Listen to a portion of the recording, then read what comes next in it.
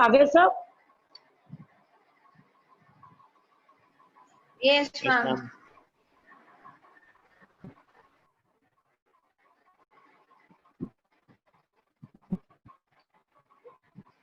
Ma'am आ गया ma'am, कुछ नहीं हूँ मैम 10th वाले में भी आऊंगी यहाँ। 10th वाले में मैं आऊंगी आऊंगी आज। नहीं नहीं मत आओ, तुम्हें तो हम पिटाई लगाएंगे। नहीं मैम आ जाऊंगी। मम्मी देखो, कौन सा वाला अब नाम कट गया था मैम, प्लीज बता दीजिए। देखो विटामिन सी जो है, विटामिन सी की का नेम है एस्कॉर्बिक एसिड। ये सिट्रस फ्रूट्स में अबंडेंट क्वांटिटी मिलता है, बॉडी के अंदर बनता नहीं है, तो उसको बाहर से इनटेक करना पड़ता है। जब बाहर से इनटेक करते हैं तो इन्होंने क्या बोला कि अगर इसकी डेफिशिएंसी हो जाती है तो उस पर्सन को स्कर्वी हो जाती है। स्कर्वी में क्या होता है, ब्लीडिंग गम्स हो जाते हैं, गम्स में पस पड़ने लगता है, मुंह से अजीब सी स्मेल आती है। बात समझ गए? बहुत रेयर लोगों को होता है विटामिन सी की, क्योंकि इतना बहुत तो हम लोग खट्टा पिट्टा खाते ही रहते हैं कि ये डिसीज ना हो। हाँ, अगर सडनली कोई प्रॉब्लम होनी है तो वो नॉक नॉक करके आती नहीं है, चली आती है अपना। समझ गए? एस्कॉर्बिक एसिड सिट्रस फ्रूट में मिलता है, तो हम लोगों को डेली रूटीन में मतलब हर टाइप का फल हम लोग को खाते रहना चाहिए। मतलब इन सारी चीजों का एक समराइज वे है कि हमको हर कुछ खाना चाहिए, हर कुछ खाना चाहिए और अपनी डेली डाइट को न्यूट्रिशियस बनाना चाहिए। हम डेली जो डाइट ले रहे हैं वो हमारी मतलब हाईली न्यूट्रिटिव हो, जितना जहां तक हो सके हम कर सकते हैं उतना हम लोग को हाईली न्यूट्रिटिव डाइट लेनी चाहिए। इसीलिए हम लोगों को प्रॉब्लम है। जैसे हम लोगों को प्रोटीन बॉडी के अंदर बनती है, लेकिन प्रोटीन की खपत बहुत ज्यादा है। ब्लड में तो चाहिए, नर्वस सिस्टम को तो चाहिए, इम्यून सिस्टम को तो चाहिए, स्किन रीजन को चाहिए और तो भी चाहिए।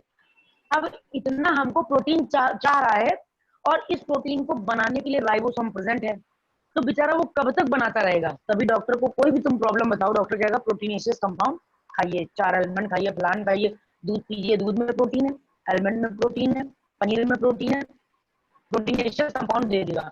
और नहीं तो कह देगा दूध में प्रोटीन है, डाल डालकर पीजिए, क्योंकि हमारी खपत बहुत ज्यादा है। अगर हमारी ग्रोथ हो रही है तो भी तो प्रोटीन है, हेयर की ग्रोथ हो रही है तो भी प्रोटीन है, हम वर्क कर रहे हैं तो वो भी हमारा एनर्जी से ही तो लॉस हो रहा है। ऐसा तो नहीं बिल्कुल खा रहे हैं, बिल्कुल पड़े हुए हैं, 100-150 किलो वजन बना रहे हैं अपना, ऐसा तो है नहीं। हमको एफर्ट देना है, और एफर्ट देना है तो वो कहाँ से आएगा जब हमारी बॉडी में न्यूट्रिएंट नहीं। तो नॉर्मल जो है हम डेफिशिएंसी सफर करेंगे। क्यों? क्योंकि डेफिशिएंसी का एक शॉर्ट नेम है ना, मेल न्यूट्रिशन। हम खाएंगे नहीं तो चलेंगे कैसे? और खाना ये नहीं कि हमने चावल दाल खा लिया तो खाना हो गया। प्रॉपर हमको दोपहर में क्या खाना है, दिन में क्या खाना है, रात को क्या खाना है, सुबह क्या खाना है, और उस खाने में क्या खाना है, ये हमको पूरा डिसाइडेड शेड्यूल होना चाहिए हमारा। बात समझ रहे हो? अब देखो विटामिन B2 की का क्या नेम है? विटामिन B2 का नेम है राइबोफ्लेविन। राइबोफ्लेविन। इससे कौन सी डिसीज हो गई? Beri beri beri beri beri. इसमें क्या होता है, स्किन रफ होने लगती है, स्किन बहुत जरूरत से ज्यादा रफ हो जाती है, बहुत जरूरत से ज्यादा रफ टाइप की स्किन लगती है, जैसे स्किन से न्यूट्रिएंट चला गया है, रफ स्किन हो जाती है इसमें। दूसरे है विटामिन बी फाइव, जिससे पेलाग्रा हो जाती है। पेलाग्रा में क्या होता है, कॉर्नर फटने लगते हैं, लिप्स के कॉर्नर फटने लगते हैं, हाथ के कॉर्नर में धागे धागे से नहीं लगाते हैं, जिसको नोच देते हैं, दर्द करता है हम लोगों का, ये बहुत फटने लगते हैं। किसी किसी के देखा होगा यहाँ बहुत फटा फटा सा रहता है, पूरा एक एक स्किन निकली रहती है, ये भी डिसीज है, ये भी डेफिशिएंसी डिसीज है। और बहुत ज्यादा किसी किसी के फटते हैं, ये भी डिसीज है, डेफिशिएंसी डिसीज है। ऐसा नहीं कि वेदर उसी के लिए केवल चेंज है, उसके और नॉर्मली फटते रहते हैं, उसकी स्किन पे ये जो स्किन निकलती है वो निकलती रहती है। दूसरी बात, पेलाग्रा जो डिसीज होती है उससे डेथ भी हो जाती है। उसका होता क्या प्रॉब्लम है कि अगर वो उसकी स्किन झड़ने लगी तो उस पर्सन की इतनी स्किन झड़ती है कि अगर वो जिस बेड पे लेटा है अगर उस बेड को झाड़ दो तो इतनी इतनी स्किन निकलती है झड़ी हुई, जैसे नेल्स कटते हैं उसी तरीके से टुकड़े टुकड़े में स्किन निकलती है। और ऐसे पर्सन से मतलब ऐसी प्रॉब्लम से डेथ भी हो जाती है। बात समझ रहे हो? अगर ये प्रॉब्लम मतलब प्रॉब्लम की लिमिट यहाँ तक पहुंच गई है तो भगवान सारी जिंदगी चल रही है। तो मैम वो स्किन झड़ती क्यों है मैम? स्किन झड़ रही है न्यूट्रिएंट की कमी से। पेलाग्रा हो गया है, पेलाग्रा स्किन को ड्राई करता है, केराटिनाइज्ड स्किन करता है। तो स्किन कभी कभी देखा होगा जैसे हम लोग हाथ पाथ नॉर्मल है, किसी किसी के हाथ में ऐसे कर लिख जाता है, लाइन खिंच जाती है। बहुत कम लोग होते हैं ऐसे, मतलब हम लोग तो घर मोटे हैं, बहुत से सूखे टाइप के लोग होते हैं जिनकी स्किन देखो तो स्किन में कई सारे स्केच जैसे लाइन दिखाई देते हैं, जैसे तो उनकी लाइन में कच कच कच कच ऐसे कटा यस कटा है, मैम, हाँ होती है दिखाई देता है। अब ये स्किन इस चरम सीमा पे है तो ये यही डिनोट कर रही है कि आपकी बॉडी में ढक्कन है, बिल्कुल कुछ है नहीं, डोनर ढक्कन है। अब यही डिसीज अगर विटामिन की कमी से सफर करने लगे और ये चरम पे पहुंच जाए तो क्या होगा? जब स्किन इतनी रफ है कि स्केच जैसी लाइनें दिखाई दे रही हैं, जैसे कटम का खेल लिया गया है, यही स्किन केराटिन के फॉर्म में निकलना शुरू हो जाएगी, केराटिनाइज्ड होकर निकलना शुरू हो जाएगी। बस स्किन जलना शुरू, स्किन जलना शुरू, डेड स्किन निकलेगी, ऊँट की स्किन निकलेगी, फिर बॉडी की स्किन निकलने लगेगी। जैसे सांप अपना केचुल छोड़ता है वैसे ही हो जाएगा। और धीरे धीरे हम लोगों का तो ये करेक्टर है नहीं, क्योंकि सांप केचुल छोड़ता है उसके पास मोल्टिंग हार्मोन है, हमारे पास है नहीं, तो हम केचुल क्या छोड़ेंगे, हम आत्मा छोड़ के चल देंगे, टिकट कट जाएगा हमारा। समझ गए? बहुत रेयर, मतलब ये केस मेरी नजर में एक ही आया है अभी तक। एक बहुत रेयर केस होता है जिसकी स्किन जलती है, बेड में गिरती है। एक बेडसॉल हो रहा है, वो एक अंदर प्रॉब्लम है। बेडसॉल में क्या होता है कि इंसान को वाउंड हो जाता है, जिधर जिधर लेटा रहता है वहां हमारी स्किन में वाउंड हो जाता है, वो पकने लगता है, उसमें पस पड़ता है, ये सब। लेकिन जब पेलाग्रा होता है तो कुछ नहीं होगा, बस स्किन झड़ रही है, बॉडी घट रही है, स्किन झड़ रही है, बॉडी घट रही है। बात समझ रहे हैं? Yes ma'am. अभी इसी तरीके की एक डिसीज हम लोगों ने बताई थी, लेप्रोसी, माइकोबैक्टीरियम लेप्री से हो रही थी।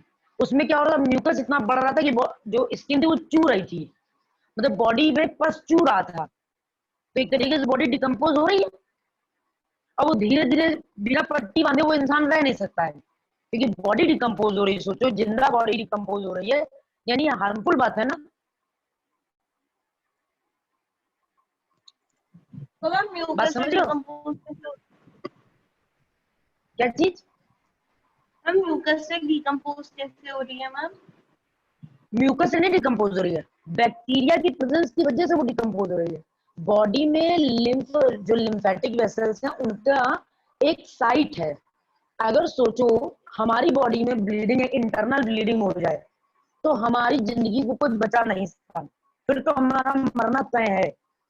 अगर बेबी बॉर्न के टाइम हमको यूट्रस से इंटरनल ब्लीडिंग हो जाए, जो मेंसेस बाहर होनी थी वो मेंसेस अंदर भरने लगे, तो हिंदुस्तान की कोई ताकत ऐसी नहीं जो हमको बचा ले। पूरी साइंस लगा देगा, भगवान का कोई चमत्कार हो वो ये एक अलग बात है, अदरवाइज हमको कोई बचा नहीं लेगा। क्यों? क्योंकि हमारे यहाँ फ्लोटिंग ऑर्गन का कोई सिस्टम नहीं है। लिम्फ जो चल रहा है वो लिम्फेटिक वेसल में चलना चाहिए, लेकिन यहाँ पर लिम्फ ज्यादा हो रहा है बॉडी में, तो बॉडी कैसी हो जाएगी? पकी पकी सी बॉडी हो जाएगी। जैसे एक अमरूद है, वो नॉर्मल पकड़ा जो कट सकता है चाकू से, एक है जो चाकू से कटता नहीं, एक ऐसे जो हाथ से ऐसे फटा जा रहा है, एक ऐसा जो चू गया तो फट गया। तो ये जो डिकम्पोजिशन है वो चू गया तो फट गया। बात समझ गए? टपका और फट गया, यानी इतना पस बढ़ गया है बॉडी में कि इन्फेक्शन हो रहा है। सबसे ज्यादा इन्फेक्टिव साइड अपनी बॉडी का है लिम्फ, इसीलिए जब भी कोई बैक्टीरिया इन्फेक्शन होता है लिम्फ नोड पहले सूज जाते हैं, टॉन्सिल्स हो जाता है। जो भी चीज खाएंगे मुंह से ना खाएंगे, पहले थ्रोट ही ले डूबता है, पहले गले में दर्द होगा, पहले बता देगा कि आपका कोई फॉरेन एजेंट बॉडी में एंटर कर रहा है। पहला इंडिकेशन गला ही है। दूसरा इंडिकेशन नोज है, नोज में भी यहाँ से म्यूकस है, समझ गए? तो पहला इंडिकेशन सेंसरी ऑर्गन तो वही है, पहला इंडिकेशन लिम्फ है। अगर बैक्टीरियल इन्फेक्शन हो तो सबसे पहले खराब कौन सी चीज होगी? आप ही सोचो, खराब वही चीज होगी जिसमें क्वालिटी होगी।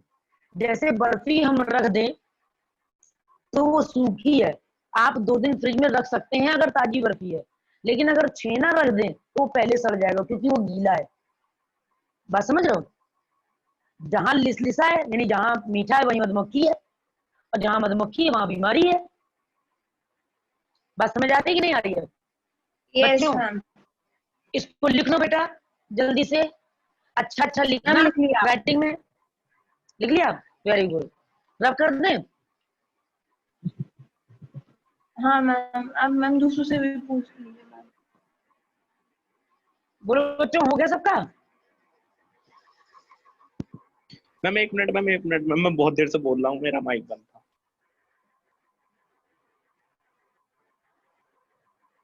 मैम प्लीज साइड मैम थोड़ी सी बस। हमने एक चीज यहाँ नहीं लिखी है, उसको लिखने जा रहे हैं, साइनो को वाला में।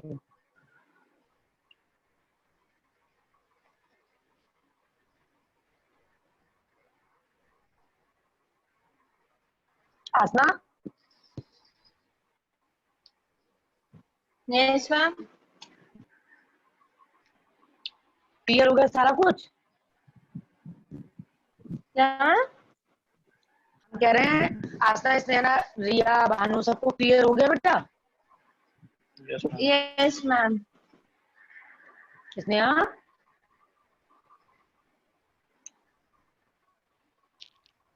Yes, ma'am.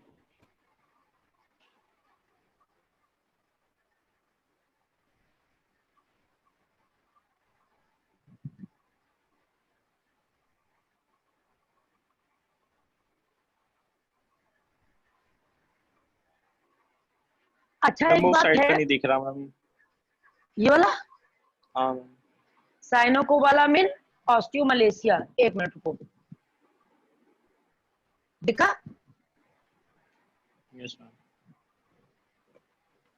मैम ये B12 का मैम वो नाम लिख दीजिए मैम प्लीज, वो जो उसको बुलाते वही हैं। तो लिखा है, वही तो लिखा हमने साइनोकोबालामिन, B12 का नाम ही तो लिखा, वो देखो साइनोकोबालामिन ये, और उसकी डेफिशिएंसी से एनीमिया हो रही है।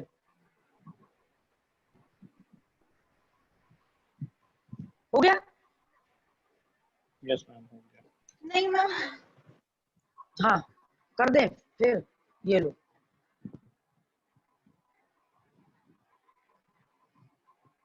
अच्छा एक मैम हो गया। बात लग रही होगी, एक बात ये लग रही होगी कि जो ये chapter human health and disease वाला है वो तैयार होता चल रहा है, लर्न होता चल रहा है, प्रिपेयर होता चल रहा है, ऐसा लग रहा है? Yes ma'am. लग रहा है कि सिर्फ मेरी वजह से लग रहा है? यस अच्छा, ma'am. Yes ma'am. Break bone fever कौन सा है? डेंगू। डेंगू। H1N1 वायरस किसका है?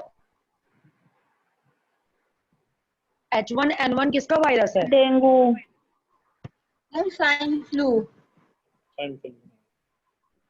डेंगू कौन बोला था? रिया बोली थी ना? अरे आज हम इसको मारेंगे जरूर, पक्का मारेंगे इसको जरूर हम।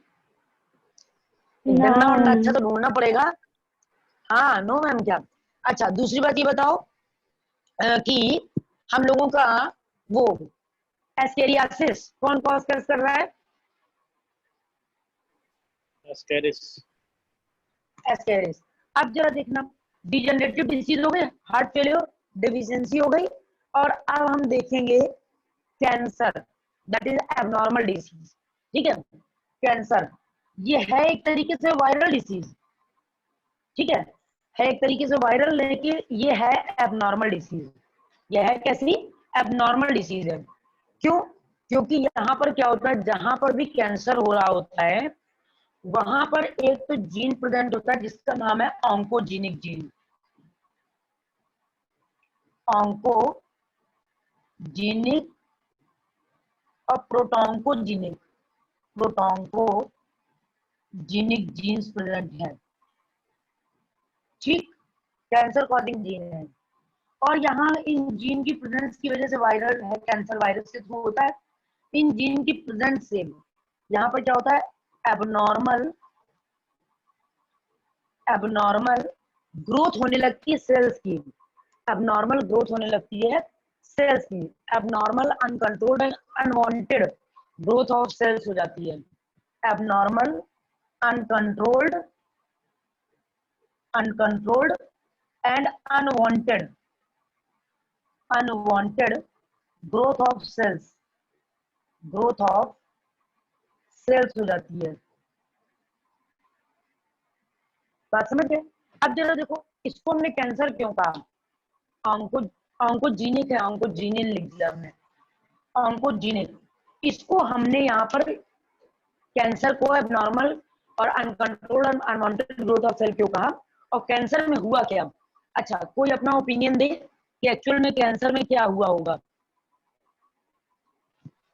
कोई अपना वो ओपिनियन दे। सेल आ जाती है मैम, वो डिवाइड करते करते करते करते और जो अच्छी सेल होती है उसे वो कर देती है कम।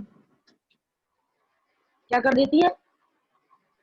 मैम उसका नंबर कम कर देती है ना, फिर वो ग्रो होती रहती है, फिर ट्यूमर बनता है, ट्यूमर से मैम शायद कैंसर होता है। देखो कंडीशन क्या हुई कि जैसे मान लो ये सेल एबनॉर्मल ग्रोथ कर रही है, अनवांटेड ग्रोथ कर रही है, अनकंट्रोल्ड ग्रोथ कर रही है, तो हमारी बॉडी में एयर रहने की भी जगह नहीं है। अगर स्टमक में भी हम लोगों के एयर ज्यादा हो जाए तो हम लोगों को घुटन महसूस होने लगती है।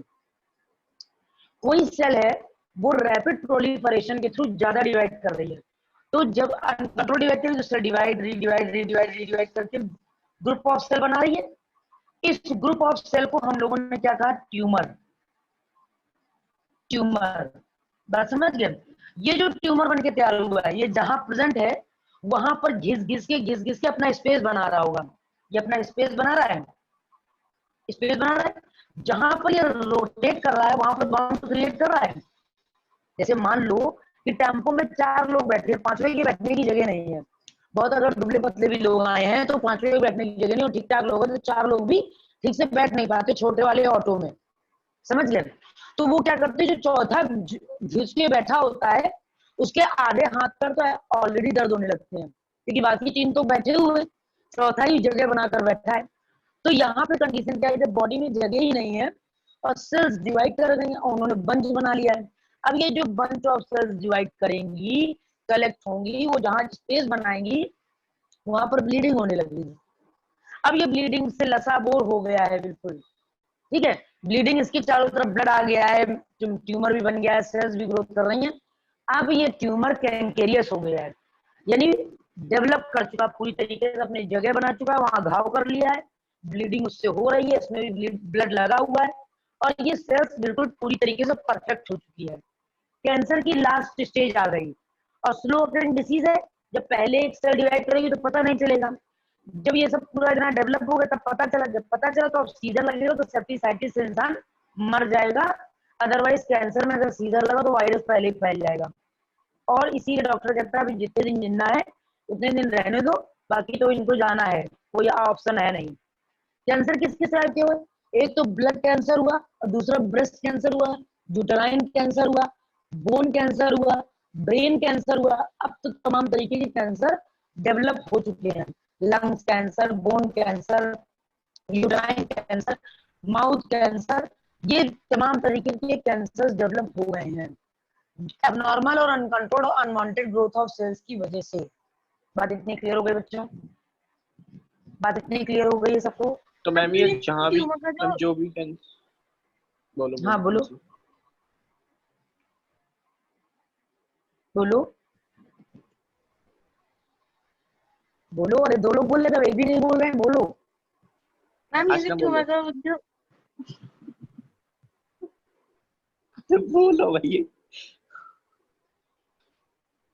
सही मैम, मैं बोलता हूँ मैम। जैसे ही मैम ये जैसे वायरस होता है तो मैम ये जहाँ हाँ होता है वहीं रहता है, मतलब या मैम पूरी बॉडी में हाँ, मैम फ्लो जैसे करता रहता है? नहीं नहीं, आप कंडीशन क्या होगा कि जैसे मान लो एक पर्टिकुलर ब्रेस्ट कैंसर होना है, ठीक है, किसी को ब्रेस्ट कैंसर हुआ है, तो उस कंडीशन पे क्या होगा कि ब्रेस्ट का वायरस है तो ब्रेस्ट में मेमोरी ग्लैंड में प्रेजेंट है, ठीक, मेमोरी ग्लैंड में प्रेजेंट होकर ये ट्यूमर बना चुका है।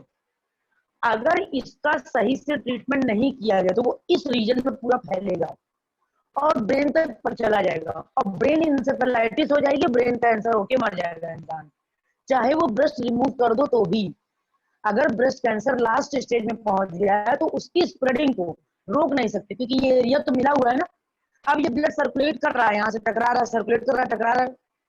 उस कंडीशन में ब्रेस्ट को एक ही ऑप्शन इसका, ब्रेस्ट कैंसर अगर अंडर टाइम टेकन पता चल जाए तो रिमूवल ऑफ ब्रेस्ट से ही बच सकते हैं।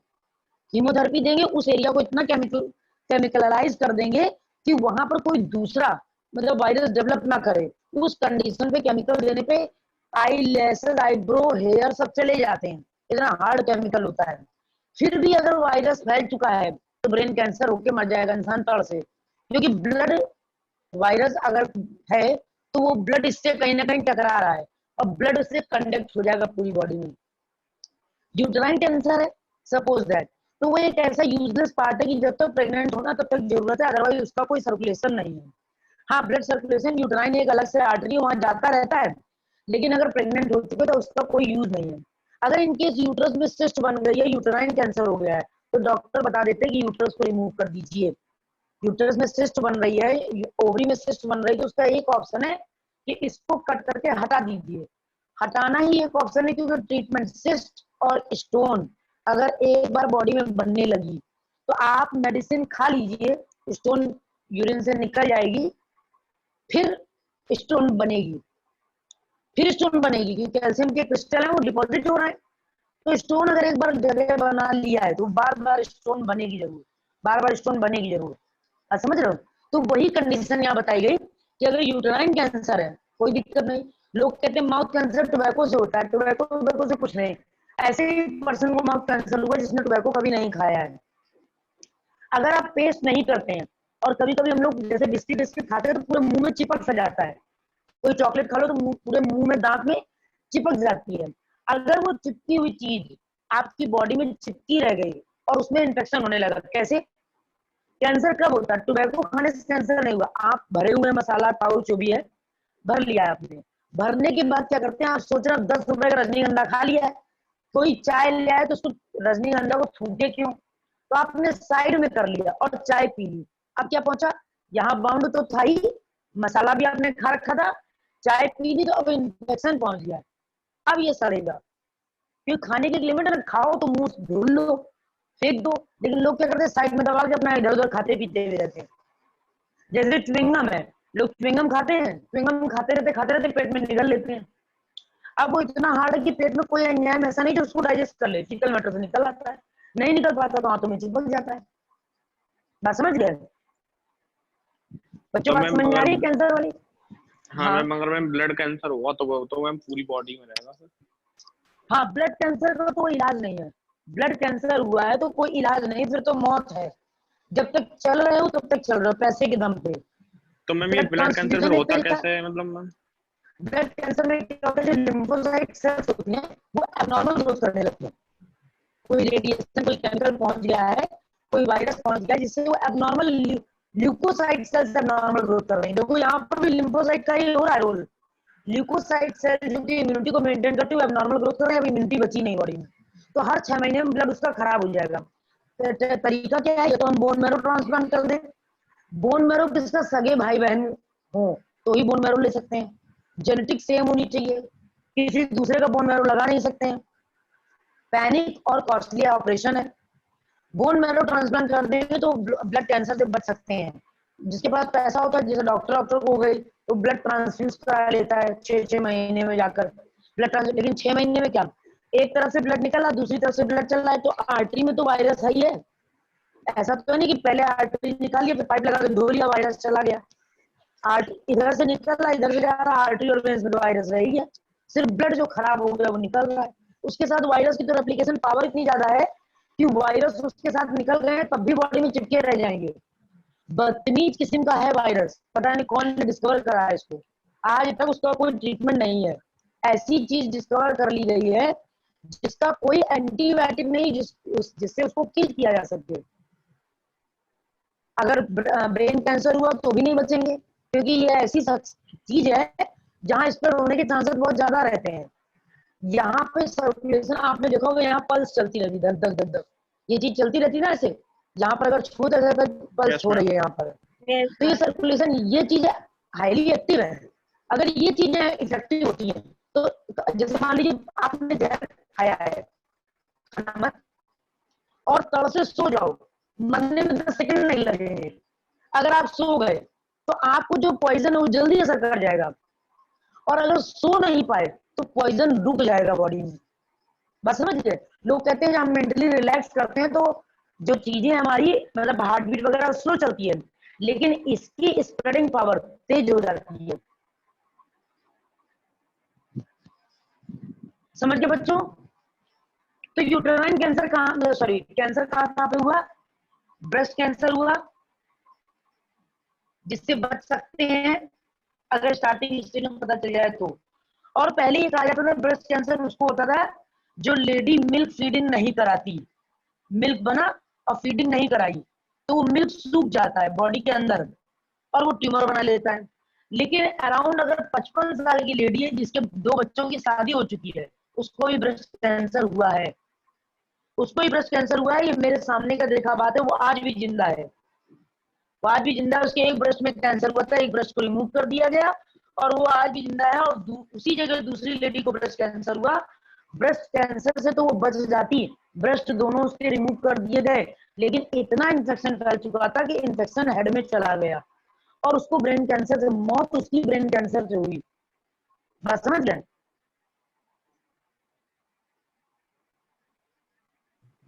मैम हाँ मैम ये जो ट्यूमर का मीन जो पहला सेल जिसकी वजह से स्टार्ट होता है ये सब तो नहीं, वो केमिकल या फिर कुछ वायरस की वजह से अपने आप ही वो हो जाता है अलग सा बिहेव? हाँ, एक्चुअली होता क्या है कि जैसे मान लो एक्स्ट्रा ऑर्डिनरी रेडिएशन, ठीक, कोई मेडिसिन अगर आपने ले ली है वो बॉडी में आपकी रिएक्टिव है तो वो क्या करेगी, रैपिड प्रोलिफरेशन ऑफ सेल को इनिशिएट कर देगी। जैसे कहा जाता है बार बार एक्सरे और बार बार यूएस यानी अल्ट्रासाउंड नहीं कराना चाहिए। एक्सरे की पेनिट्रेशन पावर इतनी ज्यादा है कि वो हड्डियों को अंदर पेनिट्रेट करके सारा फोटोग्राफिक दिखा देती है।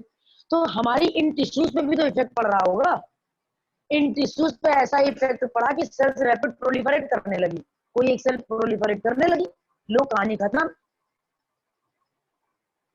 बात समझ गए? Yes ma'am. और मैम वो जो ऊपर जो आपने वो 2 नाम लिखे वो जीन्स हैं जो करते हैं?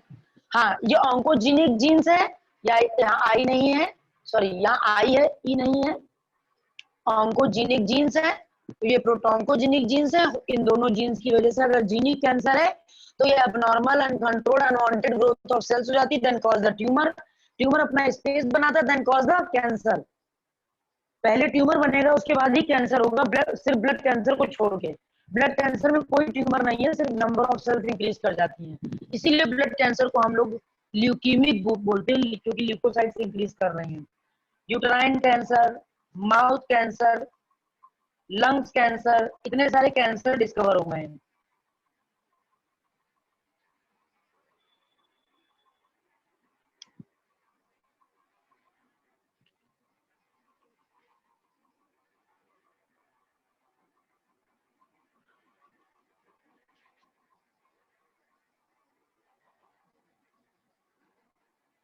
तो टॉपिक है कैंसर पे, कैंसर और एड्स पे पूरा टॉपिक है हम लोगों का। बात समझ गए बच्चों? Yes ma'am. अच्छा, अब हम Yes, क्लास ma'am. ओवर कर रहे हैं, आप लोगों की 12th की क्लास स्टार्ट होने वाली है ना? Yes ma'am.